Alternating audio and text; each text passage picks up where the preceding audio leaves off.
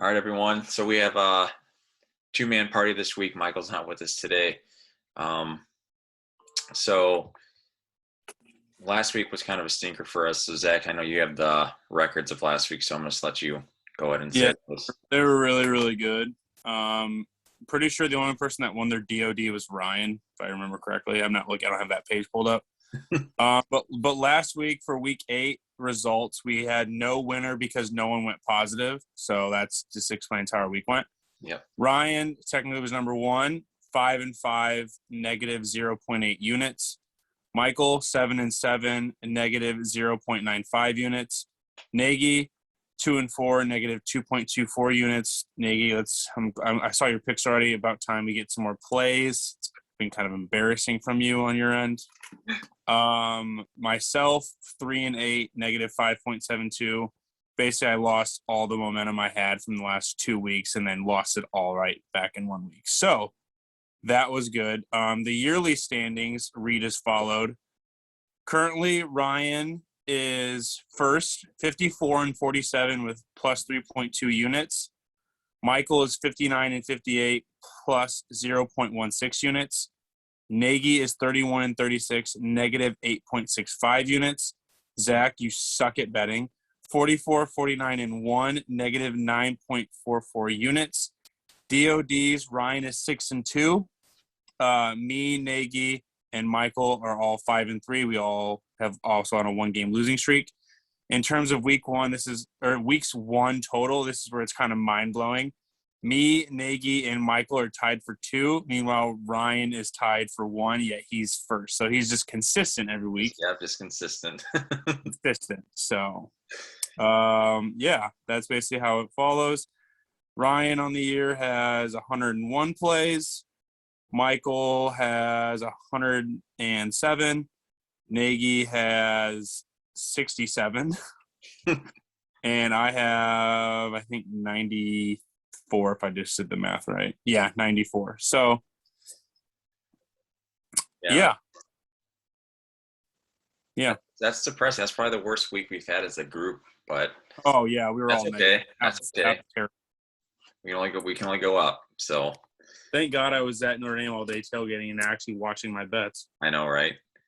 Well, let's kind of go over what happened last week as far as not just our betting, but just college football, which is the greatest reality TV show on the planet. So just kind of go over what happened. Zach, it was just kind of a pretty underwhelming week.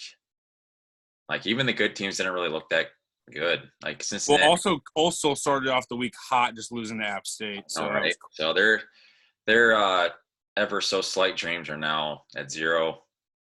Cincinnati barely beat Navy 27-20, and Navy's not good. I mean, I think honestly, probably the talk of the weekend was Wake Forest beating Army 70-56. Dude, that's insane. Well, did you see like the time of possession? Didn't they only have the ball for like 17 minutes? Yeah, Wake Forest had the ball for 16 minutes and 24 seconds and scored 70 points. They only had 22 first downs, so they were just getting big play after big play.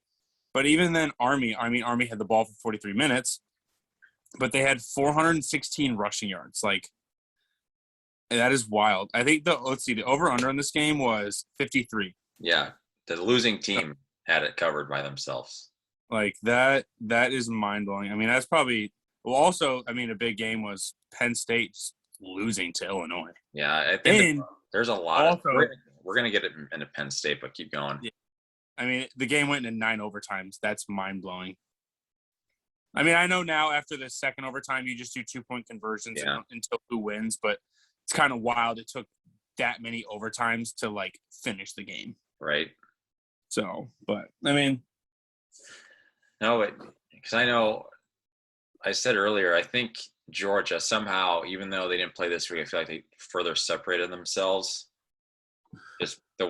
Just how everyone else performed, because Oklahoma was down after the third quarter. Before the fourth quarter started, they were losing to Kansas, and it took. Well, did you see the play Caleb Williams did? I didn't know. So essentially, like, Kansas was going to get the ball back, Like, the running back got stuffed for Oklahoma. Caleb Williams literally took the ball from his own running back and got the first down. Oh my God. Well, I mean, it was like good awareness by him to do that, but also like awareness by the running back to like actually look up and realize who's taking the ball from him. yeah. But yeah, I don't know. It was a really, I didn't watch really any football obviously because I was getting We were both tailgating Notre Dame, and then Alabama was only up by a touchdown at home against Tennessee going into the fourth quarter. I mean, they covered. I don't care. They did cover. They did cover. It took a big took a big fourth quarter for them to cover. Penn State lost. Oklahoma State laid an egg against Iowa State. I think Iowa State's actually kind of starting to. I mean, it's hard to say laid an egg though because they were underdogs.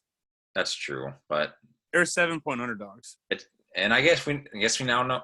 I know last week we could not believe that line, but I guess it makes sense. But they covered. Hey, they covered. I had Oklahoma State plus 7. I think Iowa State's kind of figuring themselves out now after lackadaisical first few games. Yeah. Oregon, they covered. They came back and beat UCLA. They were down 14-0. Davion Thibodeau is the most unanimous number one pick I feel like I've seen in quite some time. Georgia? No, that Thibodeau kid for Oregon. Oh, yeah. Like, if you don't take him number one, like, you're stupid. Yeah, I kind of agree. But he's so good. And then, Zach, I don't know. So those are the games. It was kind of a lame week. There weren't many good matchups. But I don't know if you saw James Franklin fired his agent. He hired Jimmy Sexton. And it's incredibly interesting because he represents 11 of the 14 head coaches in the SEC. So with the LSU opening, it kind of like, oh, he's obviously going to the SEC. But then you still have the USC job open. Yeah. So it just kind of makes you wonder, where's he going to go? And I think the only obvious thing right now is that he's not staying at Penn State. Yeah, I would agree with that. And it's weird because he had a losing record last year.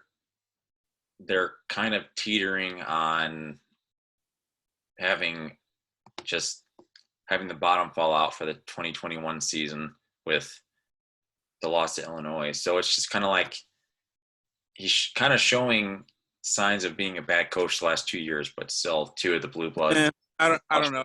It's tough to say because they easily win that Iowa game if Clifford's healthy. That is true. I'll give you that. But the Illinois loss is inexcusable. Yeah, that's a bad one for sure. But like, I think losing that Iowa game definitely it changed their season for sure. Especially because the way they lost it. Right, being up 14 on the road. Yeah, they probably would have won by 10 if Clifford didn't go out. So, yeah. We'll just kind of go into the rankings now, Zach. I'll let you go first. Just give your top 6 because I think the playoff rankings come out in like 2 weeks. Yeah, my top 6. 1, I'm still gonna go with Georgia. They're clearly the favorite right now. 2, I'm still going to keep Cincinnati at number 2. I feel like they've I know they had a scare this past weekend and barely won, but I still feel like they've earned the right to they don't deserve to go down in the rankings because they're continuing to win. 3, this is where it's going to get a little interesting. I'm going to go with Oklahoma. I know they did also have the scare this weekend with Kansas, but I mean, obviously they still pulled out a way to win. So I'm going to reward them with that. 4, I'm going Alabama. I think they're back in. I don't know. Alabama is a scary team. Yeah. 5, this is where it gets kind of tricky and it's hard to do, but 5, I'm going to put Ohio State. I think Ohio State's, yes, they do have the loss to Oregon, and I also don't have Oregon ranked above them. I just think they're the better team as of right now playing. They're just dismantling teams now. Obviously, it's kind of confusing how Oregon beat them after looking at Ohio State play these last few weeks. 6, I'm going to give it then to Oregon. I know I originally had Michigan there. I think it was last week. But I'm going to give it to Oregon. They deserve to be up there too. Obviously, their season's just been really weird with how they've played every single week. I mean, if Thibodeau plays the rest of the year, it completely changes their defense. I mean, that guy is a freak. So I'll go 6 Oregon and then whatever. Yeah, it feels like the further along we get into the year, the harder it gets to rank these teams because you've kind of already said it. It's like you don't know where to put them. But Yeah. number I one mean, is at one point, too, Ohio State and Michigan are play each other. I mean, Michigan plays Michigan State this week. yeah. So we're gonna get some clarity uh, in November for sure. But Georgia's number one. And the gap between number one and number two for me is as wide as it's pretty much ever been. I don't think Georgia's losing now with that defense. So Georgia's number one. I don't, I don't think it really matters between 2 and 3, but yeah, I'm gonna agree with you. I'm gonna go with Cincinnati number two. I think they have the second best win of all the playoff contenders. Going on the road and beating Notre Dame, that says a lot for their program. Number three, I'm going Oklahoma, and this is where it gets tough because I don't know what to do with them. I have to reward them for scheduling the game and winning it. So I'm going to go for Oregon. I don't think they stay there because I want to be surprised if they lose again. And other teams adding ranked wins to their resume, I think that's going to hurt Oregon as well. But 5, I'm going to go Alabama, 6, Ohio State. But I sit my top 4 and top 6. That's like with 85% confidence. 4 through 6 is clear. I don't know how they're going to do it, dude. It's going to be really interesting. Because I don't understand how, even if like I understand that Oregon hasn't looked impressive, but you can't put Ohio State above Oregon. Not now. Maybe at the end of the year you can, but not now. Dude, I don't know. I feel like they're gonna. Dude, Ohio State's I mean, don't get me wrong. It's not like, well, like the level, like their last 3 games. Rutgers 52-13, Maryland 66-17, IU 54-7. I mean, if you want to throw in the Akron game 59-7, like Akron, I don't really count because it's a nobody. But I mean, they're just blowing teams out. Yeah, and that's what like the playoff likes to see. They want you to kill these teams. They want to see style points. And yes, they have the loss to Oregon, and it's like wild to think that like Ohio State could be ranked ahead of Oregon. I mean, a lot could change. So Ohio State, like we said, still got to play Penn State. They still got to play Michigan State and Michigan. And honestly, at Nebraska is not I feel like it's not a pushover game. I know Ohio State always usually throttles Nebraska at Nebraska, but I mean, Nebraska's been playing much better football. Like they have lost a lot. They've been playing better, and Ohio State's always good for a WTF kind of game. Yeah. So I don't. It's the first rankings are going to be very interesting. Because I feel like I mean, there might be some people that still slack Cincy, so I don't know. Yeah, I mean, the slip up to Navy was bad because Navy is not good. No, they're not. Navy is very bad. And Cincinnati, more than anyone, needs to blow teams out. Yeah, that was their first slip up for sure. So, but Oklahoma's had weird games all year too. I mean, they also play in a much different conference. Don't get me wrong. Yeah, that's true. Well, we'll kind of get into the cards now. We only have 2 cards to tell this week, so I'll go first, Zach. Did you want to talk about any games this week? Oh yeah, duh. Never mind. Yeah, we'll talk about games. So let's talk about the big one at noon. Big Ten. Big Ten has 2 I would say 3 big games this weekend. Michigan at Michigan State. Michigan State's 4.5-point underdogs. Over under set at 49.5. Zach, what do you like about this game or dislike? Yeah, I think it's kind of cool that you're getting into late October, early November, and you got a 7-0 Michigan, 7-0 Michigan State. Like, there's no way going into the season, you thought either of these programs would be undefeated at this time playing each other. So I think it's cool for college football just having both of these teams undefeated. Obviously, game day is going to be there. Yeah. I like Michigan State at home. I like whenever these 2 teams play. I like whoever's the home team. Really. I don't know. It's going to be a really weird game because like I feel like this is the first true test for either of them. It is. And it's like So it's kind of like this will be a good eye opening of what's going to kind of happen with the Big Ten. Because my thing is like I feel like if Michigan wins this game, they're gonna win out, and then it's gonna be them versus Ohio State for Thanksgiving weekend, and who knows what could happen. I mean, imagine if you have an 11-0 Michigan team against a 10-1 Ohio State for the chance for Michigan to basically make the Big Ten title and make the playoff would be interesting. But at the same time, like Michigan State's they haven't been winning pretty every week, but at the end of the day, they're still winning, and that's all you got to do. Yeah, winning's tough. I agree. So I like Michigan State as well, just because, I mean, history tells me that Michigan has not played Michigan State well as of late. And I don't know when's the last time they beat them. They should have beat them last year, but Michigan State was awful. They still lost. Let me look. And being in East Lansing, I don't trust Harbaugh. I don't. So I like Michigan State plus 4.5, and especially in what I think should be a relatively low-scoring game. Michigan's last win was 19. They blew them out. Oh, did they? Okay. It was in Ann Arbor. Okay. The last time they won in East Lansing, though, was 18. Was it 18? Yeah, 2018. Oh, so they beat them twice recently. Okay, never mind. I was wrong. But I still like Michigan State, though. So, but it will be close. So, next game for me is we'll just do the Penn State, Ohio State. I think it was 18.5 is the line. Zach, what do you like? I think Ohio State's going to house them. Like, I think they're just going to throttle them. Yeah, I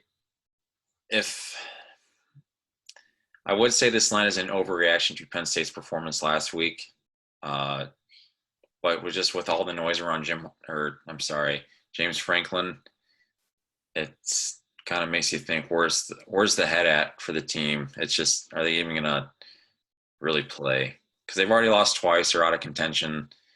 You could have said if they only had one loss and they went out, they would definitely still be a playoff caliber team, but they're pretty much done now. They're probably just going to try to play for a New Year's Six Bowl at this point. So, yeah. I don't know about the line yet. I think that's pretty high, but I wouldn't be surprised if Ohio State wins by 3 touchdowns.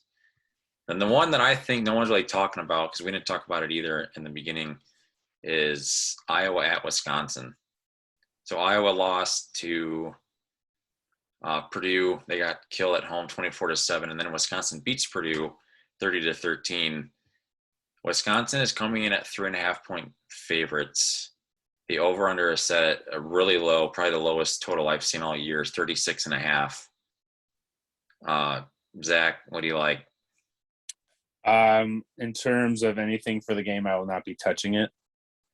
I don't like it. I mean, I was big on Iowa to start the year, and then now they just kind of – their offense sucks. Their defense is very good, but their offense is so bad. Yeah. So I don't know. In terms of betting, if I had to bet on it, I would take Iowa with the points. I think I like the points here. It's for taking Iowa, because if they have it at 36.5, they're thinking of a 20-16 game. They also had a bye last week, so they got 2 weeks scheduled for this game. Yeah, so I think that loss to Purdue their loss is an overreaction to what the line is now. So yeah, for sure. I would probably, if I was Vegas, I would probably put this game at like a pick 'em. I think Wisconsin can win this game. And the weird thing about it is Wisconsin, if they win out, if they beat Iowa, they will probably represent the West in the Big Ten championship game. So they're not out of it yet. They still have things to play for. So I know that they got throttled against Notre Dame, but I think that score was misleading to what – if you watch the game 41-13, that score was pretty misleading. And I don't know. I think Wisconsin is still I think they have a pretty good roster, and they can start to figure things out and try to scratch and claw some points on the scoreboard, and they still have a good defense. So, and then the other one that I like, Georgia and Florida, they're playing in Jacksonville. The line is 14.5. The over-under is 50.5. Zach, go ahead. Georgia is going to throttle the Gators this weekend. I went to this game back in 2018, and this is the exact same line. It was McElwain. McElwain was fired the very next day. But the line was 14.5. I went with Dom Ravato. You know, he's a big Florida fan. He convinced me to put money on the Gators. Let's just say we got into the game a little late. I got to my seats with 11 minutes left in the first quarter, and Georgia was already up 14-0. So I'm not making that mistake again. Georgia is going to house Florida this weekend. House. Yeah, you know, it's weird. I don't think Florida's going to be able to score. And the way they looked against LSU, I know LSU has they have a pretty good offense, but I don't think they're world beaters by any means. So I think Georgia's going to put up some points too. But so I would probably take Georgia at minus 14.5. Yeah, but I don't know about that line or the over-under. I think that's a little bit too low for me. I could see like 49-14 game.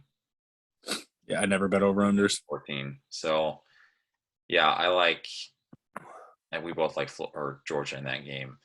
Then the last one, Ole Miss at Auburn. I think it's going to be a pretty good game. Auburn's 2.5-point favorites at home. Over-under 65.5. Zach, go ahead.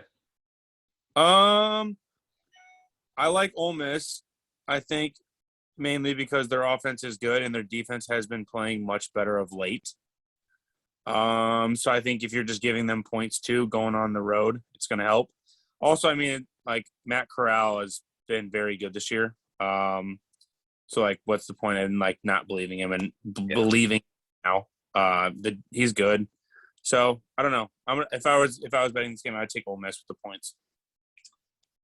Yeah, you know, I don't know about this game yet because Auburn looked really good against Arkansas at Arkansas, and Bo Nix is kind of, are they at home or are they on the road? And home Bo Nix is much better than away. Yeah, yeah, it's at Auburn. So Auburn at home, I like that Bo Nix a lot better, but that line's tough, and I don't know what I like about that yet. So I can see that line though. If people are handing that line, get close to maybe a pick 'em come game time. Yeah. So we'll get into cards now. Zach, I'll let you go first. Since I'm having a really good year. Yep. You gentlemen. All right. Once my phone loads. Come on. I'm trying. Okay, there we go. I take this team, I think, almost every week. They screwed me last week, but I've been taking almost every week. I'm going to take them again. I got Coastal Carolina minus 18.5 versus Troy. I got Michigan State plus 4.5 versus Michigan. I got Pitt minus 9.5 versus Miami. Kenny Pickett deserves to have his name being thrown around for the Heisman right now for the season he's having, and it hasn't been yet. UCC. I've got Cincy minus 24.5. I think they're just going to, after their dud against Navy, I think they're going to come out and just embarrass Tulane. I got Iowa State minus 7 at West Virginia. I got Oklahoma minus 19.5 versus Texas Tech. I got Wake Forest minus 16.5 versus Duke. I got Kansas plus 30.5 versus Oklahoma State. I just feel like 30.5 points is so many points after, especially how they just played against Oklahoma, and the line in that game is 38.5. I got SMU money line versus Houston. It's pretty much a pick 'em right now. Yeah. I got Ohio State minus 18.5 versus Penn State. And then I got UCLA plus 6.5 at Utah. I like that. I like that last pick you had. You take your DOD? I haven't said it yet. Okay. All right. I'm going to start off Michigan State plus 4.5 at home against Michigan. Iowa plus 3.5 on the road against Wisconsin. Pittsburgh minus 9.5 against Miami. I think Pittsburgh they might be the best team in the ACC. Well, we know it's not Clemson. Nope, it's not Clemson.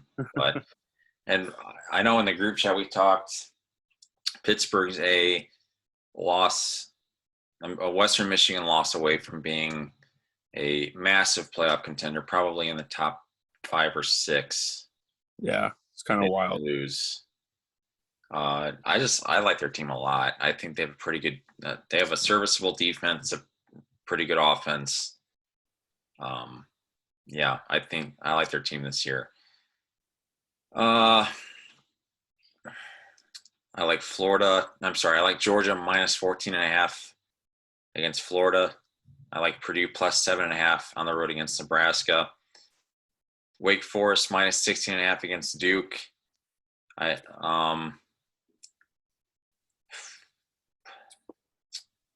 is where it gets tough. Take Ohio State minus 18.5 against Penn State. I'm gonna take Auburn minus 2.5 against Ole Miss, and then I'm gonna take Virginia plus 2.5 at BYU, UCLA plus 6.5 against Utah, and then I have my DOD still. My DOD is Georgia minus 14.5 versus Florida. That's a good one. Yeah, I think they're just gonna murder them.